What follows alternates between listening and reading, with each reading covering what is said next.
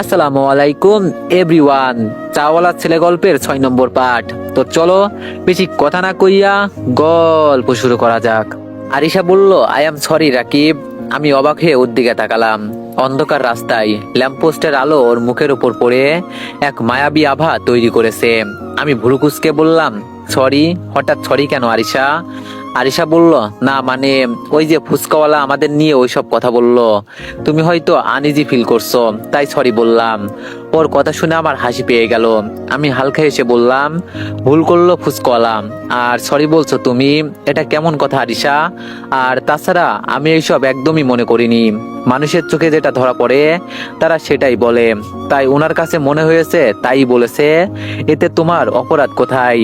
আমার কথায় আরিশা একটা স্বস্তির নিঃশ্বাস ফেলে মিষ্টি করে হাসলো আর বলল, যাক, আমি তো ভাবছিলাম তুমি আবার মাইন্ড করে বসো কিনা। জানোই তো আমি একটু বেশি ভেবে ফেলি। আমি ওর চোখের দিকে তাকিয়ে শান্ত গলায় বললাম, আরিশা, তুমি আমার জন্য যা করেছো আর করছো তার সামনে এই ছোটখাটো কথাগুলো কিছুই না। তুমি শুধু আমার বন্ধুই নয়, তুমি আমার নতুন জীবনের দিশারি। তোমার উপর রাগ করার বা তোমার কোনো কথায় কষ্ট পাওয়ার প্রশ্নই ওঠে না। আরিশা আমার কথার কোনো উত্তর দিল না। আমরা ধীর পায়ে গাড়ির দিকে এগিয়ে গেলাম। গাড়িতে ফেরার পুরোটা সময় ও খুব সুন্দর সুন্দর গল্প করলো। ওর ছোটবেলার কথা, ওর ঢাকা ভার্সিটির প্রথম দিনের অভিজ্ঞতার কথা শুনিয়ে আমাকে হাসালো। আরিশা অনেক মিশুক, মনেই হলো না যে আমরা মাত্র কয়েকদিন আগে পরিচিত হয়েছি। বাসায় পৌঁছাতে পৌঁছাতে রাত প্রায় 9:30 বেজে গেল। ড্রয়িং রুমে ঢুকতেই দেখি আন্টি সোফায় বসেছিলেন। আমাদের দেখে উনি হাসি মুখে বললেন, কি ব্যাপার, তোমাদের ফিরতে এত দেরি হলো যে? আরিশা হাসতে হাসতে গিয়ে ওর মার পাশে বসলো এবং বলল, ওকে নিয়ে একটু লেকের পাড়ে ঘুরতে গিয়েছিলাম। কতদিন পর মন খুলে আড্ডা দিলাম আম্মু। আম্মু আমার দিকে তাকিয়ে স্নেহের স্বরে বললেন, ঠিক করেছিস মা, ও তো সারাটা দিন শুধু দুশ্চিন্তা নিয়ে থাকে, ওর মনটাও একটু ফ্রেশ হওয়া দরকার। ঠিক আছে, তোরা হাত মুখ ধুয়ে আয়, ডিনার রেডি। তারপর আমরা ফ্রেশ হয়ে এসে ডিনার শেষ করলাম। আঙ্কেলের সাথেও পড়াশোনা নিয়ে বেশ কিছু সময় কথা হলো। খাওয়া শেষে আমি আমার রুমে চলে আসলাম। মনের ভিতরে এক অন্যরকম শান্তি অনুভব করছি। টেবিলের বাতিটা জেলে আমি কালকের ক্লাসের বইগুলো নিয়ে বসলাম। রাত গভীর হলো। পড়াশোনা শেষ করে বিছানায় গায়ে লিয়ে দিলাম। জানালার ফাঁক দিয়ে চাঁদের আলো আমার ঘরে এসে পড়েছে। কালকের ক্লাসের কথা ভাবতে ভাবতে আমি এক সময় গভীর ঘুমে তলিয়ে গেলাম। পরের দিন সকালে খুব ভোরে উঠে ফ্রেশ হয়ে নিলাম। আরিশার কিনে দেওয়া সেই নেভি ব্লু কালারের প্রিমিয়াম শার্ট আর ফিটেড প্যান্টটা পরলাম। আয়নার সামনে দাঁড়িয়ে নিজেকে দেখে আমি নিজেই কয়েক সেকেন্ড থমকে রইলাম। এরপর চুলগুলো সুন্দর করে সেট করে পারফিউম মাখলাম। হাতে আরিশার দেওয়া ঘড়িটা পরতেই লুকটা যেন একদম কমপ্লিট হয়ে গেল। নিচে নামতেই আরিশা আমাকে দেখে চোখ কপালে তুললো। ও নিজেও খুব সুন্দর একটা সালোয়ার কামিজ পরে তৈরি হয়ে আছে। ও এগিয়ে এসে বলল, ওয়াও, আজ কিন্তু তোমায় দেখে কেউ কটু কথা বলতে পারবে না, জাস্ট ফাটাফাটি লাগছে তোমায়। আমি বললাম, ধন্যবাদ। আজকে আর গাড়ি নিল না আরিশা, আমরা একটা রিক্সা নিলাম। ক্যাম্পাসে পৌঁছানোর আগেই আমি আরিশাকে বললাম, আরিশা। আরিশা বলল, বলো। আমি বললাম, আমি এখানেই নেমে যেতে চাই, বাকিটা পথ আমি হেঁটে হেঁটে যেতে পারবো, তুমি রিক্সা করে যাও। আরিশা বলল, কেন? আমি বললাম, কারণ ওরা আমায় তোমার সাথে দেখলে সবাই হাসাহাসি করবে। অনেক হচ্ছে সবচেয়ে বিশ্বস্ত বুকমেকার, যা পিএইচডি এবং সিরিয়া অ্যাপের অফিসিয়াল পার্টনার। আর আপনারা তো জানেন ইন্ডিয়ান প্রিমিয়ার লিগ শুরু হয়ে গিয়েছে। এটি হতে পারে সবচেয়ে বড় সুযোগ আপনার প্রিয় দলকে সমর্থন করার। এই অ্যাপসে আপনি cricket, football, tennis live match দেখতে এবং তাদের স্কোর ভবিষ্যৎবাণী করে সহজেই অর্থ উপার্জন করতে পারবেন। সেই সাথে বিএমডব্লিউ গাড়ি, আইফোন, ল্যাপটপ এবং আরো অনেক নগদ পুরস্কার জেতারও সুযোগ রয়েছে। এই অ্যাপটিতে আপনি class crystal, under and over 21 ইত্যাদি গেম খেলে সহজেই আয় করতে পারবেন। আপনি বিকাশ, নগদ, রকেট, ব্যাংক, ক্রিপ্টো, পেপাল এবং অন্যান্য সহজ পদ্ধতির মাধ্যমে সহজেই আপনার জেতা টাকা তুলতে পারবেন। এখানে আপনি 24 ঘন্টা 7 দিন গ্রাহক সহায়তা পাবেন। তাই এখনই গুগলে অনেক সার্চ করে প্রথম ওয়েবসাইটে গিয়ে রেজিস্ট্রেশন করুন। আর হ্যাঁ, রেজিস্ট্রেশনের সময় আমার প্রোমো কোড VOTO7 ব্যবহার করে প্রথমবার ডিপোজিটে 20,000 টাকা পর্যন্ত পান। আরিশা বলল, করলে করুক। আমি বললাম, আরিশা প্লিজ। আরিশা বলল, কিন্তু। আমি বললাম, কোনো কিন্তু নয়, প্লিজ। আরিশা প্রথমে রাজি না হলেও আমার জোরাজোরিতে রাজি হলো। তারপর আমি রিক্সা থেকে নেমে হেঁটে যেতে লাগলাম আর আরিশা রিক্সা নিয়ে চলে গেল। 5 মিনিট হাঁটার পর আমিও কলেজ পেয়ে গেলাম। ক্যাম্পাসের ভিতরে ঢুকতেই চারপাশের পরিবেশটা যেন হঠাৎ থমকে গেল। সবাই আমার দিকে হা করে তাকিয়ে আছে। আমি কলেজের করিডোর দিয়ে হেঁটে ক্লাসরুমে প্রবেশ করলাম।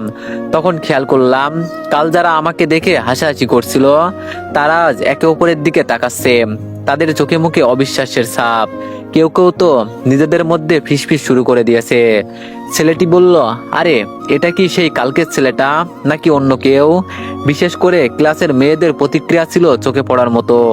যে মেয়েটি কাল আরিশার রুচি নিয়ে প্রশ্ন তুলেছিল সে এখন হা করে আমার দিকে তাকিয়ে আছে। আমি কোনো দিকে না তাকিয়ে সোজা গতকালের সেই বেঞ্চটার দিকে এগিয়ে গেলাম। বুকটা হালকা কাঁপলেও আমি আত্মবিশ্বাসের সাথে নিজের সিটে বসলাম। পাশেই আরিশা বসেছিল। ও আমার দিকে তাকিয়ে চোখের ইশারায় থামস আপ দেখালো। ওর চোখে তখন জয়ের আনন্দ আর একরাশ মুগ্ধতা। ও যেন বলতে চাইছিল, দেখছো আমি বলছিলাম না তুমি সেরা। কিছুক্ষণের মধ্যেই আমাদের গণিত বিষয়ের প্রফেসর ডাক্তার জামান স্যার ক্লাসে ঢুকলেন। তিনি অত্যন্ত গম্ভীর মানুষ। ঢুকেই বোর্ডে একটা জটিল অঙ্ক লিখলেন। পুরো ক্লাসের দিকে তাকিয়ে তিনি বললেন, এই অঙ্কটা কি কেউ সমাধান করতে পারবে? পুরো ক্লাসের নিস্তব্ধতা নেমে এলো। বড় বড় নোটবুক আর ল্যাপটপ নিয়ে বসা ছাত্রছাত্রীরাও মাথা নিচু করে রইল। অঙ্কটা আসলেই অনেক কঠিন ছিল।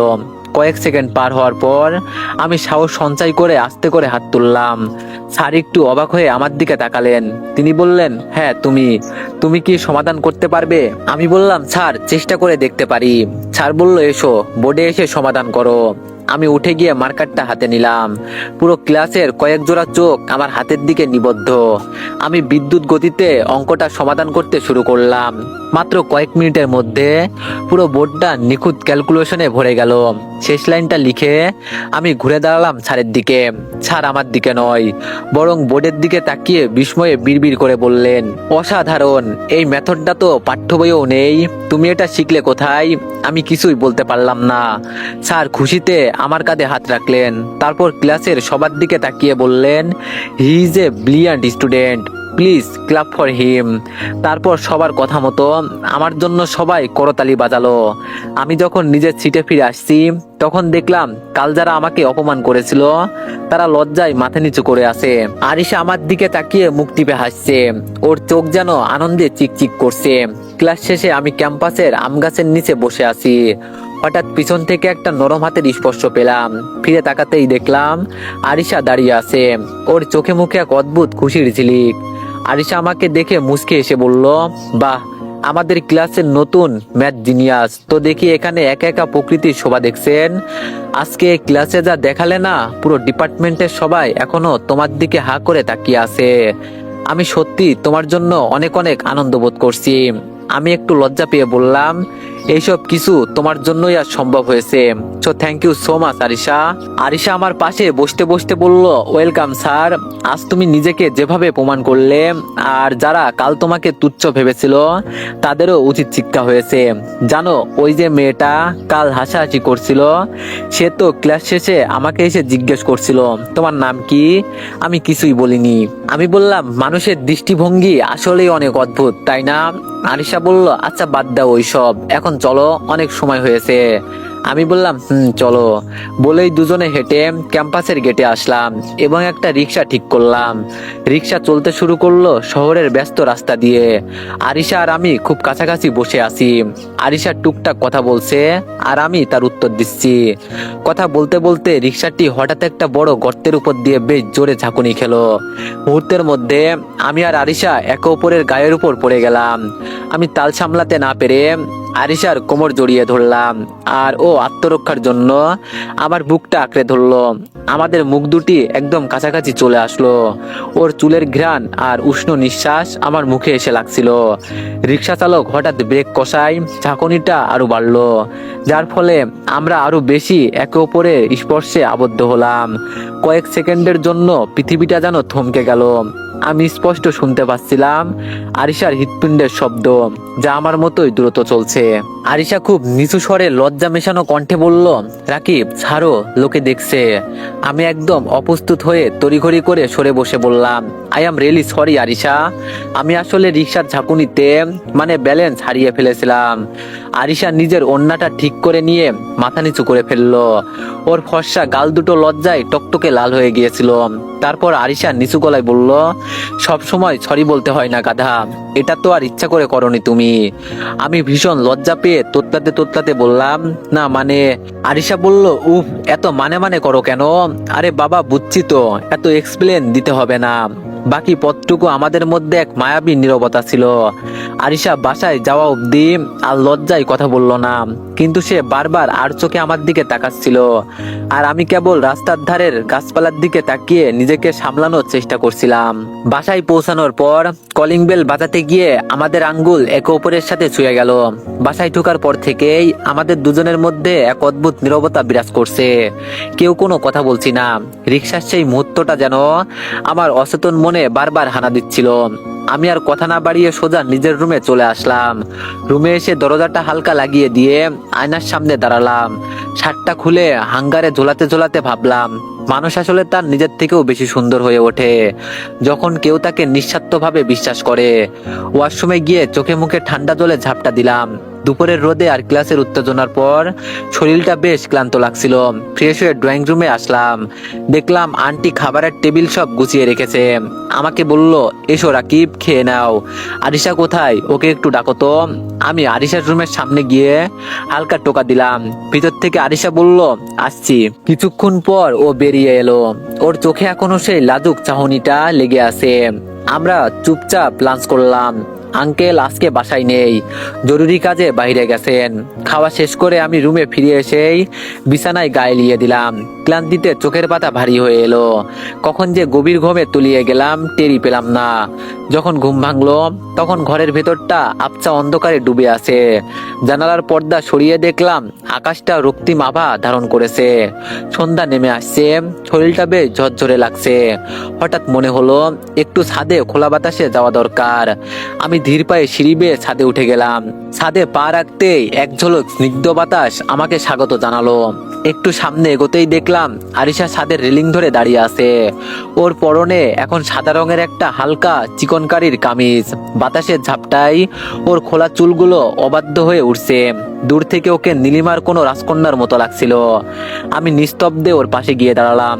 ও টের পেয়ে আমার দিকে এক পলক তাকিয়ে আবার আকাশের দিকে চোখ ফেরালো। তারপর আমি বললাম, অনেকক্ষণ এখানে? আরিশা বলল, সন্ধ্যাটা দেখছিলাম। এই সময়টা আমার খুব প্রিয়, সবকিছু কেমন শান্ত হয়ে যায়। আমরা দুজনেই কিছুক্ষণ নীরব রইলাম। আকাশ জুড়ে মেঘের খেলা, নিচে ব্যস্ত শহরের কোলাহল শোনা যাচ্ছে, কিন্তু আমাদের এখানে যেন সময় থমকে আছে। কিছুক্ষণ পর আরিশা আমাকে বলল, আচ্ছা তুমি এখানে থাকো, আমি নিচে যাই। আমি বললাম, আচ্ছা যাও। বলেই আরিশা পিছন ঘুরে চলে আসতে চাইলো, কিন্তু তখনই ঘটলো বিপত্তি। ছাদের ওই জায়গাটা একটু পিচ্ছিল ছিল, হয়তো গাছে পানি দেওয়ার সময় পানি জমেছিল। আরিশা পা পিছলে গেল এবং ওর ভারসাম্য হারিয়ে পিছনের দিকে পড়ে যেতে লাগলো আর বলে উঠলো, ও মা গো। আমি সাথে সাথে আরিশার দিকে তাকালাম আর এক মুহূর্ত দেরি না করে ওকে ধরার জন্য হাত বাড়ালাম। ওকে পড়ে যাওয়া থেকে বাঁচাতে আমি ওর কোমরে হাত দিয়ে নিজের দিকে সজোরে টেনে ধরলাম, কিন্তু টানটা একটু বেশি হয়ে যাওয়ায় আরিশা সোজা এসে আমার বুকের উপর আছড়ে পড়লো। তাল সামলাতে না পেরে আমি রেলিংয়ে পিঠ ঠেকিয়ে দাঁড়ালাম। আরিশা আমার দুই হাত আর বুকের মাঝে একদম বন্দী হয়ে গেল। ওর দু হাত আমার কাঁধ শক্ত করে আঁকড়ে ধরে আছে। আমাদের মুখ এখন এতটাই কাছাকাছি যে আমি ওর চোখের মনি কাঁপতে দেখছি। ওর এলোমেলো চুলগুলো আমার মুখে এসে লাগছে। মুহূর্তের জন্য আমরা দুজনেই পাথর হয়ে গেলাম। চারিদিকের বাতাস যেন থেমে গেল। আরিশার হৃৎপিণ্ডের দ্রুত ধুকপুকানি আমি নিজের বুকে অনুভব করতে পারছি। তারপর আমি আরিশাকে ছেড়ে দিয়ে আমতা আমতা করে বললাম, ইয়ে আরিশা, তুমি কি ঠিক আছো? আমি আসলে তোমাকে পড়ে যাওয়া থেকে বাঁচাতে। আমার কথায় আরিশা দ্রুত আমার বুক থেকে সরে দাঁড়িয়ে নিজের ওড়নার চুল ঠিক করতে লাগলো। লজ্জায় ওর মুখটা টকটকে লাল হয়ে গেছে। ও নিচের দিকে তাকিয়ে আমতা আমতা করে বলল, উফ, কিভাবে যে পা পিছলে গেল। থ্যাংক ইউ তোমাকে, তুমি না ধরলে নির্ঘাত আজ মাথাটা ফাটতো। আমিও বেশ অপ্রস্তুত হয়ে গেলাম। নিজের হাতের তালুর দিকে তাকিয়ে বললাম, না মানে পানি ছিল মনে হয় ওখানে, সাবধানে হাঁটা উচিত ছিল। আমাদের মধ্যে আবার সেই রিক্সার মতো একটা লাজুক নীরবতা নেমে এলো। কেউ কারো চোখের দিকে তাকাতে পারছি না। আরিশা লজ্জা ঢাকতে আমাকে বলল, ঠিক আছে, অনেক বাতাস এখানে, তুমি থাকো, আমি নিচে যাই, আম্মু বোধহয় চা বানিয়েছে। বলেই আরিশা এক মুহূর্ত আর দাঁড়ালো না, প্রায় দৌড়ে ছাদ থেকে নিচে নেমে গেল। আমি রেলিংটা শক্ত করে ধরে একটা দীর্ঘশ্বাস ফেললাম। আমার বুকের ভেতরটা টিপ টিপ করছে। ওর গায়ের সেই মিষ্টি সুবাস যেন এখনো আমার নাকে লেগে আছে। আমি আকাশের দিকে তাকিয়ে মনে মনে বললাম, হে আল্লাহ, আমি যেন কোনো ভুল না করে ফেলি। এই পরিবারটি আমার উপর যে বিশ্বাস রেখেছে, আমি যেন তার মর্যাদা রাখতে পারি। আকাশ কিছুক্ষণের মধ্যে অন্ধকার গাঢ় হয়ে আসলো। শহরের কৃত্রিম আলোগুলো জ্বলে উঠেছে। আমি আরো কিছুক্ষণ ছাদে একা কাটিয়ে শান্ত হয়ে নিচে নেমে এলাম। নিজের রুমে গিয়ে পড়ার টেবিলে বসলাম। আমি পড়াশোনায় ডুবে যাওয়ার চেষ্টা করলাম। প্রায় ঘন্টাখানেক পর দরজায় টোকা পড়লো। আরিশা হাতে দুটো কফির মগ নিয়ে ভিতরে ঢুকলো। ও এখন একদম স্বাভাবিক হওয়ার চেষ্টা করছে, তবে চোখের কোণে এখনো সেই লাজুক চাহনিটা রয়ে গেছে। আমাকে বলল, এই যে মিস্টার জিনিয়াস, কফি নাও, আর শোনো, এই চ্যাপ্টারটা আমি কিছুতেই মাথায় ঢোকাতে পারছি না, আমাকে একটু বুঝিয়ে দাও তো। আমি হাসি মুখে বললাম, অবশ্যই, এসো বসো। আরিশা আমার ঠিক পাশেই একটা চেয়ার টেনে বসলো। আমরা দুজন বেশ মনোযোগ দিয়ে বইয়ের পাতায় ডুবে গেলাম। আমি ওকে অঙ্কটা খুব সহজ করে বুঝিয়ে দিচ্ছিলাম। আরিশা এক হাত দিয়ে টেবিলের ওপর ভর দিয়ে ঝুঁকে আমার খাতা দেখছিল। পড়তে পড়তে আমরা এতটাই মগ্ন হয়ে গিয়েছিলাম যে আমাদের মাঝখানের দূরত্বটা যেন একদম নেই, সেটা খেয়ালই করিনি। হঠাৎ আরিশার কলমটা হাত থেকে ফসকে টেবিলের নিচে পড়ে গেল। ও নিচু হয়ে সেটা তুলতে গেল, আর ঠিক একই সময়ে আমিও কলমটা তুলে দেওয়ার জন্য নিচু হলাম। টেবিলের নিচে অন্ধকার ছিল, আর জায়গাটাও ছিল খুব সংকীর্ণ। নিচু হতেই আমাদের দুজনের মাথা ঠক করে হালকা বাড়ি খেলো। আমি অপ্রস্তুত হয়ে তড়িঘড়ি করে ওর কপালে হাত দিয়ে ঘষে দিতে লাগলাম, আর বললাম, সরি আরিশা, ব্যথা পেলে নাকি দেখি। আরিশা মাথা তুললো। আমি তখন ওর কপালে হাত দিয়ে আছি। আমাদের মুখ এখন মাত্র কয়েক ইঞ্চি দূরত্বে। টেবিলের ল্যাম্পের আলোয় ওর চোখের মণি দুটো হীরের মতো জ্বলজ্বল করছে। ওর ঠোঁট দুটো কাঁপছে। নিস্তব্ধ ঘরে কেবল আমাদের নিঃশ্বাসের শব্দই পাওয়া যাচ্ছিল। হঠাৎ আমার হাতের আঙ্গুল ওর কপালে চুলে আটকে গেল। আমি সরাতে গিয়ে ওর কানের লতি ছুঁয়ে ফেললাম। একটা শিহরণ আমার সারা শরীরে খেলে গেল। আরিশা যেন পাথরের মতো জমে গেছে। ওর উত্তপ্ত নিঃশ্বাস আমার গলায় এসে লাগছে। এই মুহূর্তে পৃথিবী যেন সম্পূর্ণ থমকে গেছে। প্রায় কয়েক সেকেন্ড আমরা ওইভাবে একে অপরের চোখের দিকে তাকিয়ে রইলাম। এরপর নিজেদের জ্ঞান ফিরে আমি দ্রুত হাত ছড়িয়ে চেয়ার ছেড়ে দাঁড়িয়ে পড়লাম। আমার গলা শুকিয়ে কাঠ হয়ে গেছে। আমি তোতলাতে তোতলাতে বললাম, আমি সত্যি sorry Arisha, I am so sorry. Arisha কোনো কথা বলল না। ও দ্রুত উঠে দাঁড়ালো। ওর সারা মুখ এবার আর কেবল লাল নয়, কান পর্যন্ত লাল হয়ে গেছে। ও কাপা কাপা হাতে নিজের বই আর কফির মগটা নিল। একবার আমার দিকে তাকানোর চেষ্টা করলো, কিন্তু লজ্জায় পারলো না। মাথা নিচু করেই ও ঘর থেকে প্রায় ছুটে বেরিয়ে গেল। দরজাটা বন্ধ হওয়ার শব্দ পেয়ে আমি ধপ করে চেয়ারে বসে পড়লাম, আর মনে মনে ভাবলাম, আমার সাথে এগুলো কেন হয়? ধুর, এখন যদি আরিশা আমাকে ভুল বোঝে, তাহলে আমার পড়াশোনা আবার সব গেল। আর আঙ্কেল আন্টির সামনে আমি মুখ দেখাবো কি করে? প্রায় আধা ঘন্টা পর আন্টির কণ্ঠ শোনা গেল। উনি দরজার ওপাশ থেকে ডাকলেন, রাকিব, খাবার দেওয়া হয়েছে, তাড়াতাড়ি আসো। আমি একটা দীর্ঘশ্বাস ফেলে নিজেকে স্বাভাবিক করার চেষ্টা করলাম। ড্রয়িং রুমে গিয়ে দেখলাম আঙ্কেল আর আন্টি আগেই টেবিলে বসেছেন। আরিশাও বসে আছে, কিন্তু ও এক দৃষ্টিতে নিজের প্লেটের দিকে তাকিয়ে আছে। আমি ধীর পায়ে গিয়ে আমার নির্দিষ্ট চেয়ারটাই বসলাম। আরিশা, যেই মেয়েটা সবসময় চটপটে কথা বলে, সে আজ একদম চুপ। ও দ্রুত কয়েক লুকমা খেয়েই প্লেটটা সরিয়ে ফেললো। আন্টি অবাক হয়ে বললেন, কিরে মামুনি, এতটুকু খেয়েই উঠে যাচ্ছিস যে, শরীর খারাপ নাকি? আরিশা মাথা নিচু করে বলল, না আম্মু, আসলে খিদে নেই তেমন, আমি ঘুমাতে যাচ্ছি। বলেই ও একবারও আমার দিকে না তাকিয়ে দ্রুত পায়ে নিজের ঘরে চলে গেল। আমার বুকের ভেতরটা যেন শুকিয়ে গেল। আঙ্কেল আমার দিকে তাকিয়ে হেসে বললেন, রাকিব, পড়াশোনা কেমন চলছে? আমি কোনো মতে নিজেকে সামলে নিয়ে বললাম, জি আঙ্কেল, পড়াশোনা ভালোই হচ্ছে। আরিশা আমাকে অনেক সাহায্য করছে। আঙ্কেল আন্টির সাথে টুকটাক আরো কিছু কথা বলে আমি খেয়ে দ্রুত নিজের রুমে চলে আসলাম। তারপর 7-5 ভাবতে ভাবতে কখন যে ঘুমিয়ে পড়লাম টেরই পাইনি। পরদিন সকালে ঘুম থেকে উঠে আমি দ্রুত রেডি হয়ে নিলাম। নিচে গিয়ে দেখলাম আরিশা নাস্তা করছে। ও আমাকে দেখে খুব ছোট্ট করে বলল, গুড মর্নিং, কিন্তু চোখে চোখ রাখলো না। আমিও নাস্তা শেষ করে আরিশার সাথে ওর গাড়িতে আমরা ভার্সিটির উদ্দেশ্যে রওনা দিলাম। গাড়িতে যাওয়ার সময় আমাদের মধ্যে কোনো কথা হলো না। ক্যাম্পাসের কাছাকাছি পৌঁছাতে আমি সেই আগের মতো বললাম, আরিশা, আমি এখানে নেমে যাই, তুমি যাও। আরিশা এবার কোনো জোরাজুরি করলো না, শুধু মাথা নাড়ালো। আমি গাড়ি থেকে নেমে হাঁটা ধরলাম। 5 মিনিট পর যখন ক্যাম্পাসের করিডোরে ঢুকলাম, আরিশা আগেই ক্লাসরুমে চলে গেছে। তাই আমিও আস্তে আস্তে ক্লাসরুমের দিকে হাঁটা ধরলাম। ক্লাসের দরজায় পৌঁছাতেই যে প্রথম দিন আমার পোশাক নিয়ে ব্যঙ্গ করেছিল, আমি ক্লাসরুমে ঢোকার সময় দেখলাম সে আজও আমার দিকে হা করে তাকিয়ে আছে। তার চোখে আজ এক অদ্ভুত বিস্ময় আর মুগ্ধতা মিশে আছে। আমি চুপচাপ নিজের সিটে গিয়ে বসলাম।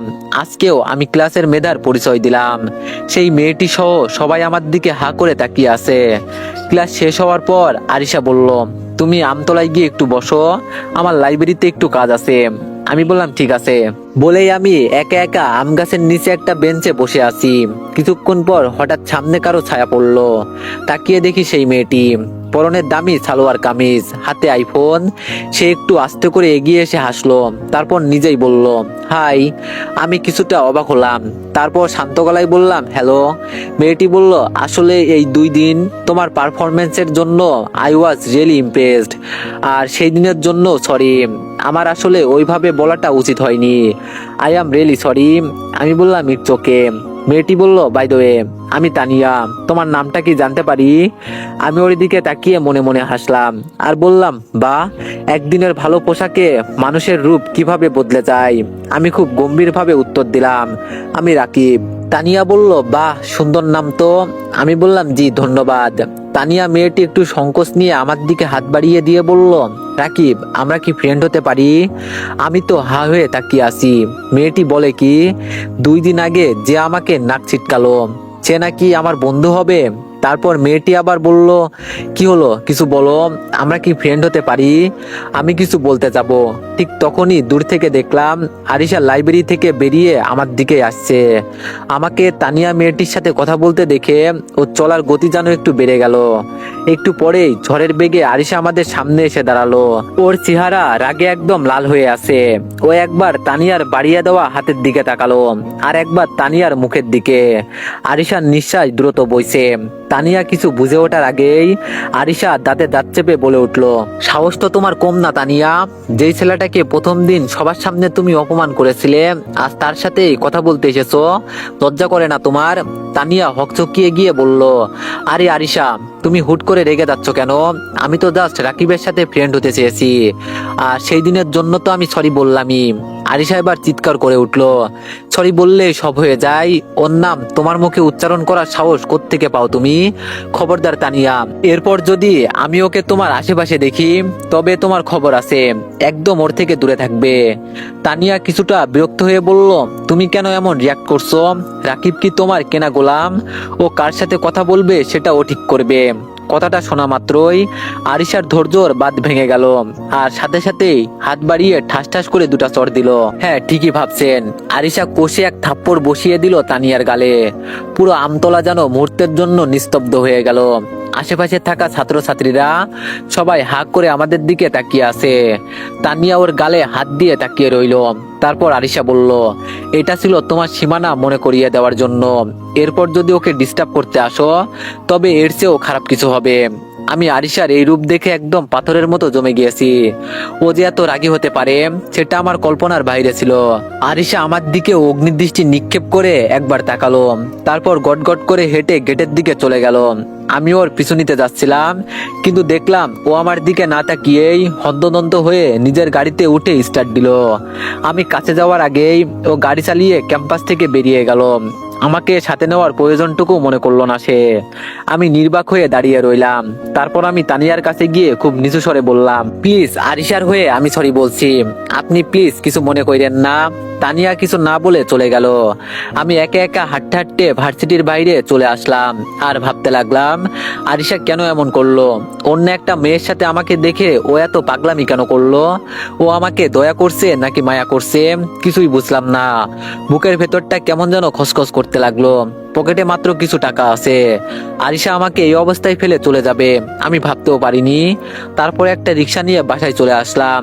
তারপর তো এভরিওয়ান, গল্পটি কেমন লাগছে সবাই একটু কমেন্টে জানাবেন।